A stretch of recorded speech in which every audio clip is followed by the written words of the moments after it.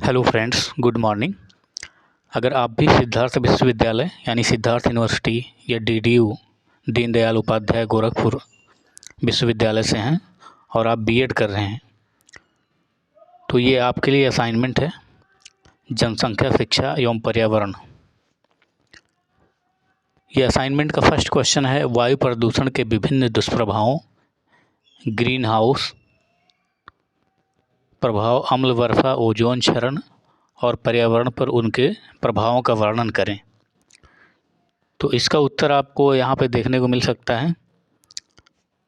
यहाँ पर देख सकते हैं वायु प्रदूषण, पहले हेडिंग डालेंगे, उसके बाद इसमें लिखना शुरू करेंगे। मानव की अनेक क्रियाओं के फलस्वरूप वायु में जो हानिकारक परिवर्तन आते हैं उन्हें प्रदूषण के अंतर्गत लिया जाता है। अर्थात जब वायुमंडल में दूषित गैसों की वृद्धि हो जाती है तो ऐसी स्थिति में वायु प्रदूषित हो जाती है। वायु प्रदूषण को विश्व स्वास्थ्य संगठन WHO ने निम्नलिखित रूपों में परिभाषित किया है।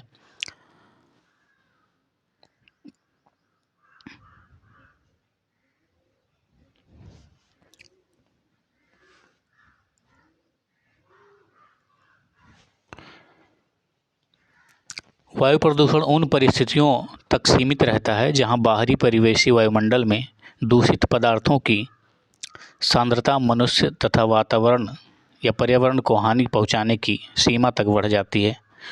उपर्युक्त परिभाषा को हम निम्नलिखित शब्दों द्वारा समझ सकते हैं। वायु में मिलने वाले अवांछित ठोस द्रव्य या गैसीय तत्व जिनकी अधिकता या कमी के कारण जीव जंतुओं,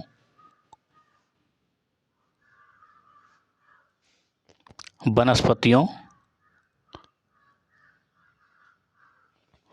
तथा मनुष्यों के स्वास्थ्य एवं क्षमता पर प्रतिकूल प्रभाव पड़ता है।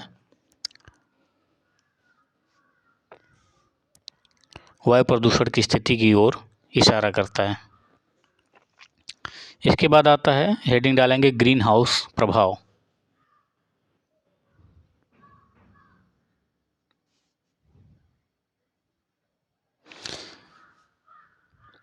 ग्रीन हाउस या हरित गृह का तात्पर्य उस भवन से जिसमें शीशे की दीवारें और छत होती हैं। इस प्रकार के गृह का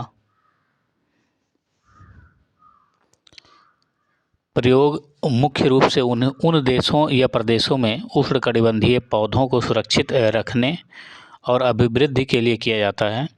हरित गृह में सूर्य का प्रकाश प्रकाशीय ऊर्जा के रूप में कांच या प्लास्टिक के बने गृह में प्रवेश तो कर जाता है, लेकिन प्राकृतिक रूप से पेड़ पौधों के लिए आवश्यक ऊष्मीय ऊर्जा के रूप में शीघ्र ही परिवर्तन भी हो जाती है और ऊष्मारोधी और दीवारें होने के कारण ऊष्मीय ऊर्जा बाहर नहीं आ पाती। इस प्रकार ग्रीन हाउस का प्रयोग पेड़ पौधों को जीवित रखने के लिए किया जाता है।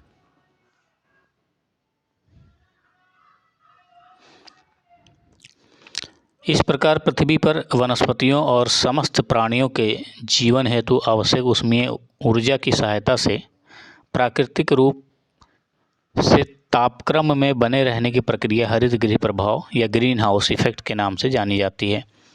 उसके बाद इसका चित्र बनाएंगे।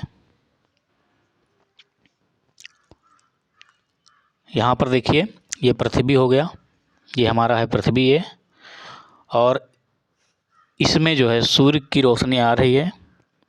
ये वायुमंडल का लेयर है, ये वाला, इसमें सूर्य की रोशनी आ रही है और कुछ ग्रीन हाउस गैस के कारण वायुमंडल में ही रह जाती है, जो कि डायरेक्ट पृथ्वी पर नहीं पहुंच पाती हैं, और कुछ किरणें वायुमंडल से निकलकर वापस अंतरिक्ष में चली जाती हैं। ये यहाँ पे देखिए, ये तो ये चित्र बना लेंगे। उसके बाद में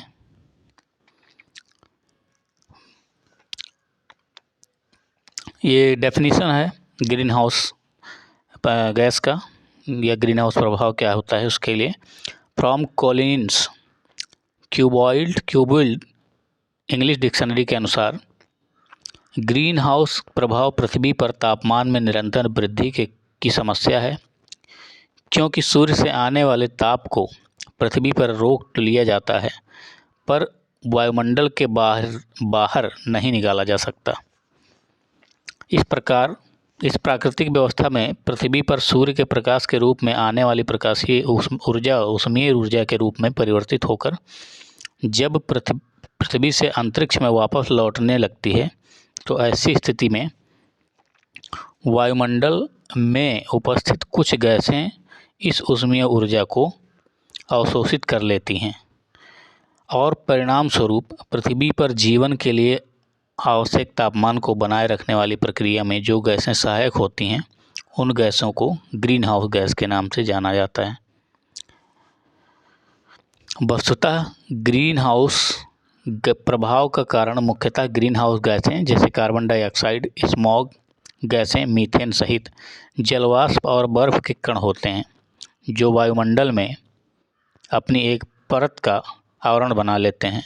ग्रीन हाउस गैसों में कार्बन डाइऑक्साइड का प्रमुख स्थान है और कार्बन डाइऑक्साइड के आवरण के प्रभाव के कारण ही पृथ्वी पर आवश्यक तपन की प्रक्रिया हरित गृह प्रभाव के नाम से जानी जाती है। ऑक्सफोर्ड शब्दकोश के अनुसार वायुमंडल में मानव जनित कार्बन डाइऑक्साइड के आवरण प्रभाव के कारण पृथ्वी के सतह के प्रगामी तापमान को हरित गृह प्रभाव कहते हैं। यदि प्राकृतिक रूप से यह आवरण नहीं होता तो यह गृह एक ठंडा गृह होता और इस पर जीवन संभव नहीं होता। अतः कहा जा सकता है कि हरित गृह प्रभाव के प्राकृतिक रूप के कारण ही आज पृथ्वी पर समस्त जीवों का जीवन बना हुआ है। ग्रीन हाउस गैसों में वृद्धि का पर्यावरण पर प्रभाव। जलवायु में परिवर्तन, ये पहला प्रभाव है। ग्रीन हाउस गैस से क्या पर्यावरण पर इफेक्ट पड़ता है, प्रभाव क्या होता है।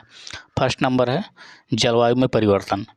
वैज्ञानिकों के अनुसार वर्ष 2025 तक आज की तुलना में 10 डिग्री सेल्सियस तापमान में वृद्धि हो जाएगी और जब तापमान में वृद्धि होगी तो जलवायु में परिवर्तन आने लगेगा।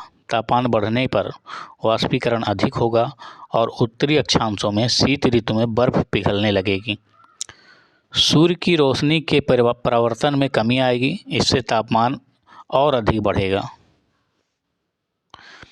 दूसरा इफेक्ट है समुद्र के जलस्तर में वृद्धि। तापमान में वृद्धि से ध्रुवीय क्षेत्रों की हिम यानी बर्फ पिघलना प्रारंभ हो जाएगी, जिससे समुद्रों का जलस्तर ऊंचा उठेगा। वैज्ञानिकों का विचार है कि अगली सदी तक यदि ऐसी दशाएं रहीं तो हर 10 वर्ष बाद समुद्र के जलस्तर की 6 सेंटीमीटर ऊंचा उठेगा। समुद्र का जलस्तर 6 सेंटीमीटर ऊंचा उठेगा। 21वीं सदी के अंत तक सागर तल 65 सेंटीमीटर ऊंचा उठेगा। ऐसा होने पर समुद्र तटीय भाग जलमग्न हो जाएंगे तथा अधिकांश द्वीप जल में डूब जाएंगे। तीसरा इफेक्ट है ऊर्जा के स्रोतों पर प्रभाव। पृथ्वी पर तापमान में वृद्धि होने से जल तथा ईंधन के लिए लकड़ी का अभाव हो जाएगा। जल की कमी से विद्युत उत्पादन भी प्रभावित होगा। चौथा इफेक्ट है वृक्षों तथा कृषि उपजों पर प्रभाव। तापमान में वृद्धि तथा कार्बन डाइऑक्साइड की वृद्धि से वर्तमान वनस्पतियों पर प्रतिकूल प्रभाव पड़ेगा। सूखे एवं उच्च तापमान के कारण वनस्पति की वर्तमान जातियां लुप्त हो जाएंगी और उनके स्थान पर अलाभकारी वनस्पतियों में वृद्धि होने लगेगी। हरित गृह गैसों के दुष्प्रभाव से बचाव के क्या उपाय हो सकते हैं। फर्स्ट नंबर है जीवाश्म ईंधन और जैसे डीजल, पेट्रोल, कोयला आदि का उपयोग कम किया जाए तथा इनके विकल्प के रूप में सीएनजी या मेथेनॉल का प्रयोग किया जाए। दूसरा है कृषि उत्पादनों को बढ़ाने के लिए कंपोस्ट अथवा गोबर के खाद को बढ़ावा दिया जाए। इससे हरित गृह गैस के प्रभाव से बचा जा सकता है। तीसरा है व्यक्ति ऊर्जा व्यय में खपत कम करने की आदतें डालें तथा कारों के बजाय बसों का अत्यधिक उपयोग करें। चौथा है वृक्षारोपण अधिक हो। पांचवा है कम दूरी के लिए साइकिल का प्रयोग किया जाए। छठा है औद्योगिकीकरण की तेज गति पर लगाम का प्रयास किया जाना चाहिए, यानी उद्योग धंधे बहुत तेज़ी से नहीं विकसित होने चाहिए या होने चाहिए तो उसके लिए उपाय होने चाहिए। अम्लीय वर्षा क्या होता है? वर्षा का जल जब वायुमंडल में उपस्थित गैसों के साथ होने वाली रासायनिक क्रिया के कारण अम्लीय होकर बरसता है, तो ऐसी वर्षा या अम्लीय वर्षा या अम्ल वर्षा कहलाती है। दूसरे शब्दों में विभिन्न उद्योगों की विविध उत्पादन प्रक्रियाओं से निकली कार्बन डाइऑक्साइड, सल्फर डाइऑक्साइड तथा नाइट्रस ऑक्साइड गैसें जब निकलकर वायुमंडल में आती हैं तो वहाँ जलवाष्प से मिलकर क्रमशः कार्बोनिक अम्ल, सल्फ्यूरिक अम्ल तथा नाइट्रिक अम्ल बनाते हैं। यह गैसें परंपरागत ईंधन की दहन के फलस्वरूप तथा वाहनों से निकलने वाले धुएं से भी निकलकर वायुमंडल में जाकर मिलते हैं और वर्षा के साथ यह अम्ल वर्षा पृथ्वी पर आ जाते हैं। इसे ही अम्लीय वर्षा कहा जाता है। अम्लीय वर्षा की समस्या उस समय पर प्रकाश में आई जब सन 1972 में लंदन के मैनचेस्टर नगर के कुछ लोग वर्षा के पानी में भीग रहे थे। उसी समय रॉबर्ट एंगस स्मिथ को वर्षा के जल में एसिड अर्थात तेजाब की स्थिति का एहसास हुआ। उन्होंने उसी समय वर्षा से प्राप्त होने वाले जल का परीक्षण किया और उसके अम्लीय होने की बात बताई। उन्होंने वर्षा से प्राप्त जल का विधिवत परीक्षण किया और बताया कि जीवाश्म ईंधन की दहन से निकलने वाली सल्फर डाइऑक्साइड के कारण अम्ल वृष्टि की स्थिति हुई है। और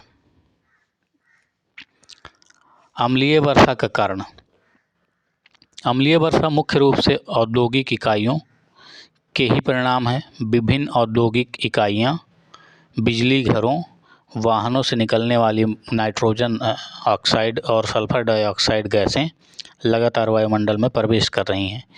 वायुमंडल में मिलकर इन गैसों का अम्लीयकरण हो जाता है और यह अम्ल वर्षा के जल के साथ मिलकर पृथ्वी के जैवमंडल को क्षति पहुंचाती है। मुख्यतः 3 प्रकार की अम्लीय वर्षा होती है। फर्स्ट है सल्फर डाइऑक्साइड के गंधक का तेजाब, सेकंड है नाइट्रोजन ऑक्साइड के सोरे का तेजाब, तीसरा है कार्बन डाइऑक्साइड से कार्बोनिक एसिड। अम्लीय वर्षा से पर्यावरणीय हानियाँ क्या होती हैं या पर्यावरण पर क्या प्रभाव पड़ता है? तो पहला है वनस्पति की हानि, वनस्पति जगत की हानि। अम्लीय वर्षा से जलीय और थलीय दोनों प्रकार की वनस्पतियों को हानि पहुंचता है। अम्लीय वर्षा से पेड़ों की पत्तियां जल जाती हैं, पत्तों के रंग उड़ जाते हैं, ऊपरी सिरे नष्ट होने लगते हैं, उनके नुकीले हिस्से जलकर टेढ़े हो जाते हैं और तने कमज़ोर हो जाते हैं, जिससे पेड़ जल्दी गिर जाते हैं। अम्लीय वर्षा का सीधा प्रभाव मिट्टी की उर्वरक क्षमता पर पड़ता है।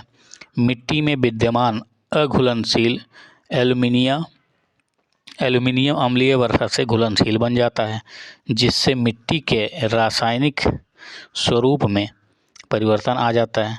इससे वृक्षों की शक्ति कम हो जाती है। अम्लीय वर्षा से जो फसलें या फसलों के लिए आवश्यक जीव हैं वो भी नष्ट हो जाते हैं। भवनों एवं इमारतों की क्षति।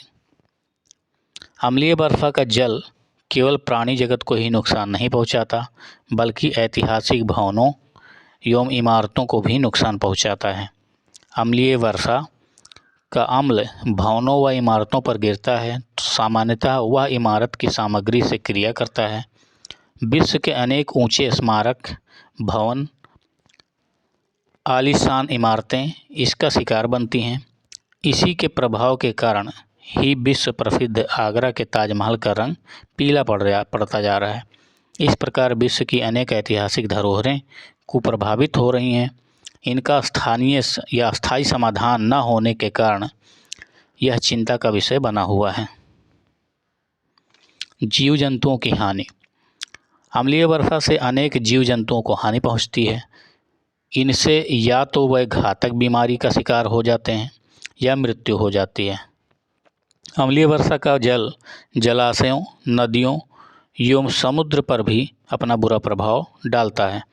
इससे इसमें रहने वाले जीव जंतु या तो रोगों से व्यस्त हो जाते हैं या ग्रस्त हो जाते हैं या मर जाते हैं, जिनका पारिस्थितिकी तंत्र पर बुरा प्रभाव पड़ता है। मानव समस्या या मानव स्वास्थ्य को हानि। मानव स्वास्थ्य को क्या हानि है? पर्यावरण में उपस्थित किसी भी गैस का आवश्यकता से अधिक होना हानिकारक होता है। अम्लीय वर्षा के कारण वातावरण में carbon monoxide, sulphur dioxide, nitrogen oxide आदि गैसें अधिक मात्रा में मिल जाती हैं जो घातक होती हैं। सल्फर डाइऑक्साइड से मानव में फेफड़े के रोग, त्वचा के रोग, अस्थमा, आँखों के रोग आदि हो जाते हैं या आदि होते हैं। यह मनुष्य को शारीरिक और मानसिक रूप से प्रभावित करती है। यह शारीरिक और मानसिक रूप से हानि पहुंचाती है। अम्लीय वर्षा की रोकथाम के लिए क्या उपाय किए जा सकते हैं? तो इसको फर्स्ट नंबर है, उद्योगों में स्क्रबर्स के उपयोग से उत्सर्जित होने वाली SO2 यानी सल्फर डाइऑक्साइड गैस के स्रोत पर ही रोक लगा दिया जाए। सेकंड है, दो पहिया वाहनों का उपयोग कम किया जाए, जो कि पेट्रोल या डीजल से चलते हों, जो साइकिल नहीं। ऐसी ऊर्जा के स्रोतों का उपयोग कम किया जाए जिससे सल्फर डाइऑक्साइड या नाइट्रोजन ऑक्साइड का उत्सर्जन अधिक हो। पानी और मिट्टी में चूने का उपयोग किया जाए जिससे उनकी अम्लीयता कम हो सके। ओजोन क्षरण क्या है? ओजोन क्षरण, ओजोन शब्द यूनानी भाषा के ओजो से बना हुआ है जिसका अर्थ गंध से लगाया जाता है। यह एक प्रकार का गैस है। इसका सर्वप्रथम उल्लेख जर्मनी विद्वान एकान वेन ने किया। इस गैस में विशेष प्रकार की गंध होने के कारण इसे ओजोन गैस कहते हैं। ऐसी ही गैस उच्च वोल्टेज वाले विद्युत के तारों के निकट खड़े होकर अनुभव की जा सकती है।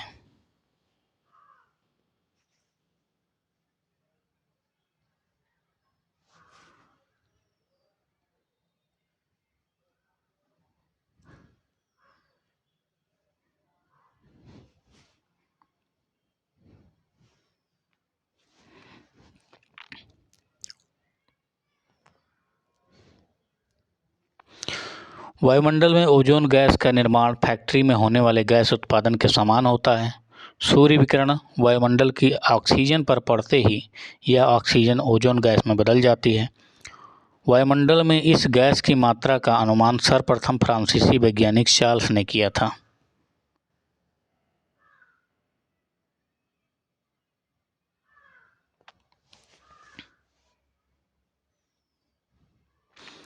ओजोन हमारी प्राणवायु ऑक्सीजन का एक महत्वपूर्ण रूप है। ऑक्सीजन के 3 अणुओं से ओजोन गैस का निर्माण होता है। इस गैस का इतना महत्व है कि इनसे पृथ्वी का रक्षा कवच कहा जाता है। इसे पृथ्वी का रक्षा कवच कहा जाता है। यह गैस एक परत के रूप में स्ट्रेटोस्फीयर यानी समताप मंडल में समुद्र तल से 23 से 33 किलोमीटर तक ऊंचाई पर सघन रूप में पाई जाती है। यह वस्तुतः एक रक्षा कवच के रूप में कार्य करती है और सूर्य की हानिकारक परावैंगनिक किरणों को धरती पर आने से पहले ही सोख लेती है। परावैंगनिक किरणें इतनी हानिकारक होती हैं कि इससे त्वचा कैंसर होने का खतरा रहता है। इस परत की महत्ता इस बात से लगाई जा सकती है कि वायुमंडल में यह ओजोन परत ना होती तो पृथ्वी पर जीवन असंभव होता। ओजोन परत में क्षरण या ह्रास के क्या कारण हैं? तो आइए जानते हैं। बढ़ते आधुनिकीकरण, औद्योगिकीकरण और नगरीकरण के कारण अवांछित रसायनों की पर्यावरण में वृद्धि हो रही है जो कि ओजोन परत के लिए अत्यंत खतरनाक है। हमने अपने सुख साधन के लिए औद्योगिक क्षेत्रों में ओजोन वातावरण या ओजोन आवरण को सर्वाधिक नुकसान पहुंचाने वाले गैसों chlorofluorocarbon, nitrogen oxide, methyl bromide, ज्वालामुखी से निकलने वाली क्लोरीन गैस का उपयोग करना शुरू कर दिया है। इन गैसों में सर्वाधिक हानिकारक क्लोरोफ्लोरोकार्बन्स हैं जिनका औद्योगिक क्षेत्रों में सबसे अधिक प्रयोग किया जाता है। ओजोन क्षरण से पर्यावरण पर प्रभाव। फर्स्ट नंबर है वनस्पति पर प्रभाव। अल्ट्रावायलेट बी UVB विकिरण के बढ़े हुए स्तर के प्रति अनुकूलन की क्षमता के बावजूद पौधों की वृद्धि UVB विकिरण द्वारा प्रत्यक्ष रूप से प्रभावित होती है। जिन फसलों में रासायनिक उर्वरकों का अधिक मात्रा में प्रयोग किया जाता है वे अधिक पराबैंगनी विकिरण के कारण झुलस जाएंगी। तापमान में वृद्धि के कारण जलीय सतह तथा मृदा की नमी के वाष्पीकरण से फसलें सूखने लगेंगी। यूवीबी विकिरण के कारण पौधों के आकार में परिवर्तन हो जाता है।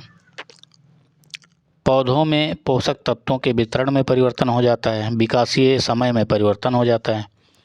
अंततः फसल उत्पादन में कमी, बीजों की क्षति, फसल की गुणवत्ता में कमी एवं पत्तियों की क्षति जैसे प्रभाव सामने आते हैं।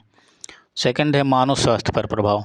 यूवीबी विकिरण के कारण जीन परिवर्तन, आनुवांशिक दोष, त्वचा कैंसर, मोतियाबिंद एवं अन्य नेत्र दोष, प्रतिरक्षा तंत्र का कमजोर होना, सनबर्न आदि समस्याएं पैदा होने लगती हैं। तीसरा है जैव भू रासायनिक चक्र पर प्रभाव। सौरिक पराबैंगनी विकिरण में पृथ्वी स्थलीय एवं जलीय जैव भू रासायनिक चक्र को प्रभावित करती है, जिससे दोनों स्रोतों में परिवर्तन होता है। एवं ग्रीन हाउस गैसों के भंडार गृह को भी प्रभावित होते हैं। इन सब के कारण जलवायु परिवर्तन जैसी घटना में वृद्धि होती है। पदार्थों पर प्रभाव। पेंट, प्लास्टिक, सिंथेटिक पॉलीमर का तीव्र अपघटन होता है। निष्कर्ष में हम क्या कह सकते हैं? निष्कर्ष में हम कह सकते हैं कि वायु प्रदूषण की समस्या एक ऐसी गंभीर समस्या है जिसके बारे में हम लोगों को जितना जागरूक करेंगे उतना ही जल्दी हम इस समस्या का इलाज कर पाएंगे। लोगों को जागरूक करने का काम हमें ज़मीनी स्तर पर रहकर उनके बीच जाकर और उन्हें इस समस्या के दुष्प्रभावों के बारे में बताकर करना होगा। लेकिन उससे भी पहले हमें खुद जागरूक होना होगा, खुद बदलना होगा और सबसे पहले इसकी शुरुआत हमें अपने आप से ही करनी होगी। तब कहीं जाकर हम वायु प्रदूषण की समस्या से वायु प्रदूषण मुक्त भारत की कल्पना कर सकते हैं।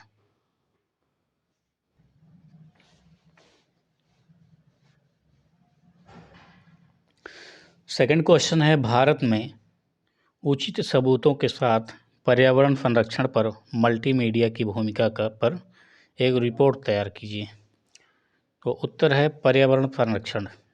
सबसे पहले हेडिंग डालेंगे कि ये एनवायरनमेंट कंजर्वेशन क्या होता है, पर्यावरण संरक्षण। तो पर्यावरण संरक्षण का तात्पर्य है कि हम अपने चारों ओर के वातावरण को संरक्षित करें तथा उसे जीवन के अनुकूल बनाए रखें। पर्यावरण और प्राणी एक दूसरे पर आश्रित हैं।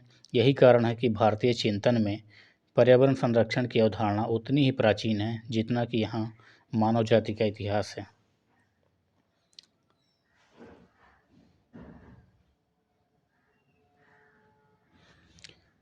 कहते हैं 10 कूप समावापी, 10 वापी समोहृदः, 10 हृदय समः पुत्रो, 10 पुत्रो समोद्रमः।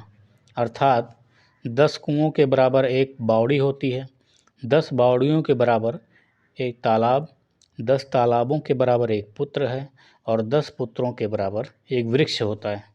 यह मत्स्य पुराण में लिखी गई है। पर्यावरण के अंतर्गत जीव जंतु, वनस्पति, वायु, जल, प्रकाश, ताप, मिट्टी, नदी, पहाड़ आदि सभी अजैविक तथा जैविक घटकों का समावेश होता है। इसमें वह सब कुछ समाविष्ट है जो पृथ्वी पर अदृश्य दृश्य रूप में विद्यमान है। प्रकृति स्वतः पर्यावरणीय घटकों में निश्चित अनुपात बनाए रखने का प्रयास करती है, किंतु मानव की प्रकृति विरोधी गतिविधियों ने पर्यावरण में असंतुलन उत्पन्न कर दिया है, जिससे प्रकृति की मूल संरचना में अभूतपूर्व परिवर्तन आ रहे हैं। परिणाम स्वरूप पर्यावरण चेतना तथा जन जागरूकता उत्पन्न करने हेतु समस्त पर्यावरणविद, वैज्ञानिक तथा अन्य ज्ञानी समाज उसके प्रति चिंतन मनन कर रहे हैं। मल्टीमीडिया तथा सूचना तकनीकी एक ऐसी व्यवस्था है जो दुनिया में किसी भी व्यक्ति को किसी भी समय कहीं भी घटने वाली घटना या प्रसंग के बारे में संपूर्ण जानकारी उपलब्ध कराती है। पर्यावरण संरक्षण में मल्टीमीडिया की क्या भूमिका है? तो पर्यावरण संरक्षण, पर्यावरण प्रवर्धन, पर्यावरणीय जागरूकता, पर्यावरण शिक्षा में व्यापक चेतना उत्पन्न करने में सूचना तकनीकी या मल्टीमीडिया उल्लेखनीय भूमिका निभा सकता है। मीडिया से यह अपेक्षा की जाती है कि वो वैश्विक, क्षेत्रीय एवं राष्ट्रीय स्तर पर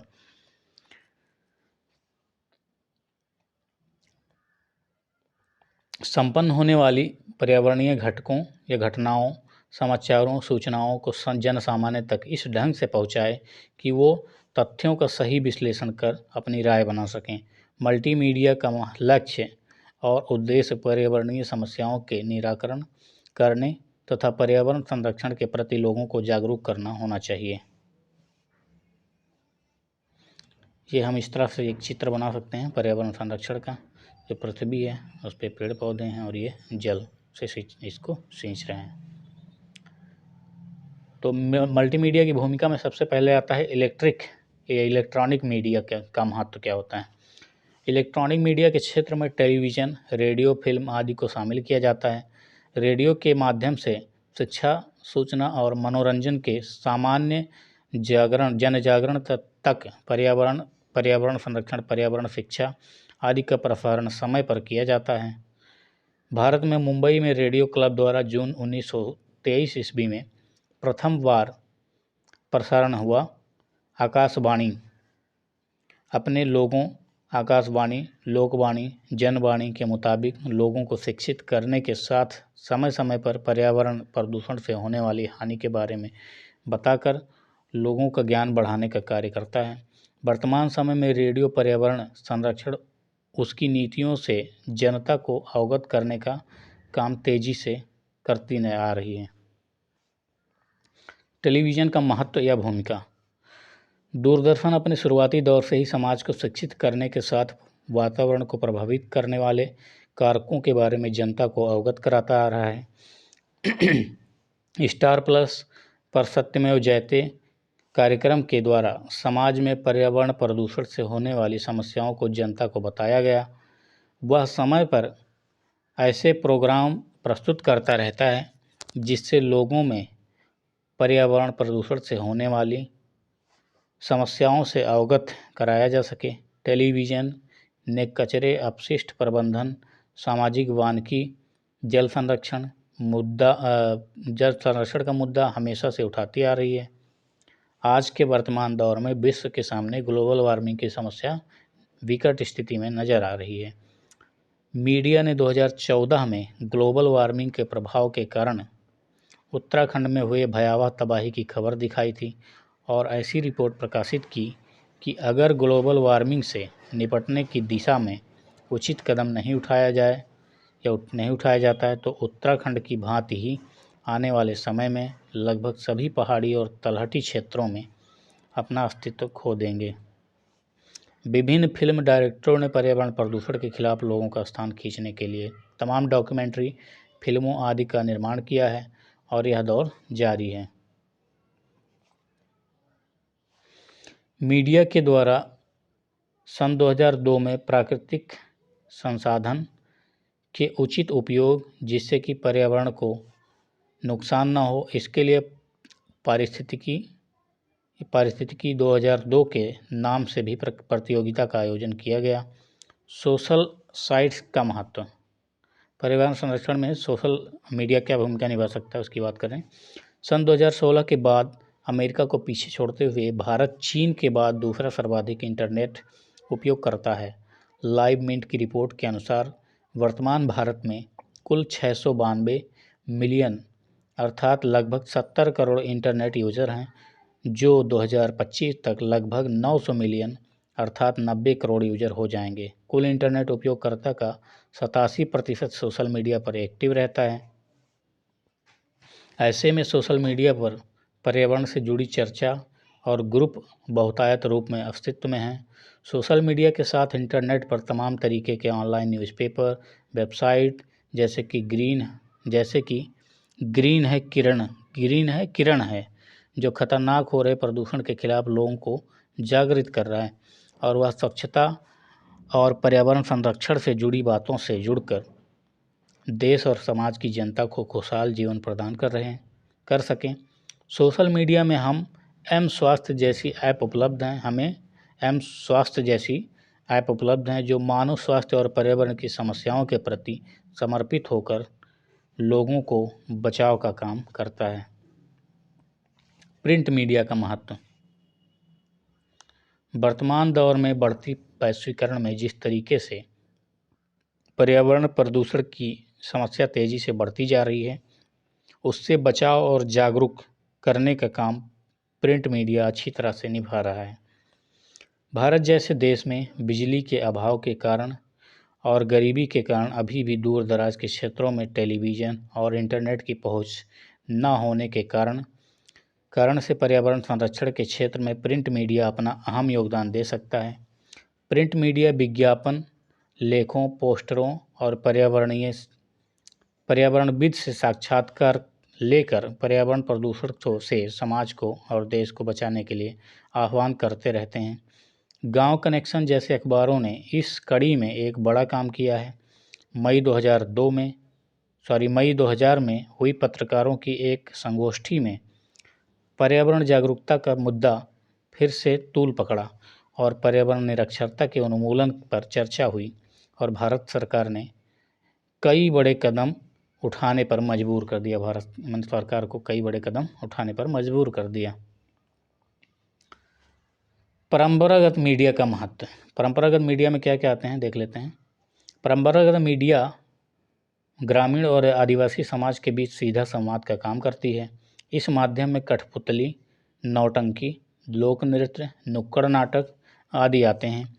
इन माध्यमों के द्वारा उन क्षेत्रों में आसानी से पर्यावरण के प्रति जागरूकता के संदेश प्रचारित किए जा सकते हैं जहां पर आधुनिक संसाधनों की पहुंच अत्यधिक कम है। समय समय पर मीडिया ने जनमानस द्वारा किए जा रहे पर्यावरणीय आंदोलन को प्रमुखता से स्थान दिया है, जिसकी वजह से ये आंदोलन पर्यावरण संरक्षण के लिए मील का पत्थर साबित हो पाए। इन आंदोलनों में चिपको आंदोलन, टेहरी बांध आंदोलन, मूक घाटी आंदोलन और भोपाल गैस त्रासदी आंदोलन प्रमुख हैं। निष्कर्ष। यह कहा जा सकता है कि संचार क्रांति के आने के बाद पर्यावरण प्रदूषण से बचाव में मीडिया का योगदान काफ़ी सराहनीय रहा है। जैसे जैसे संचार के नए नए आयाम विकसित हो रहे हैं, लोगों में विचारों और ज्ञान का प्रवाह करने में आसानी होती जा रही है।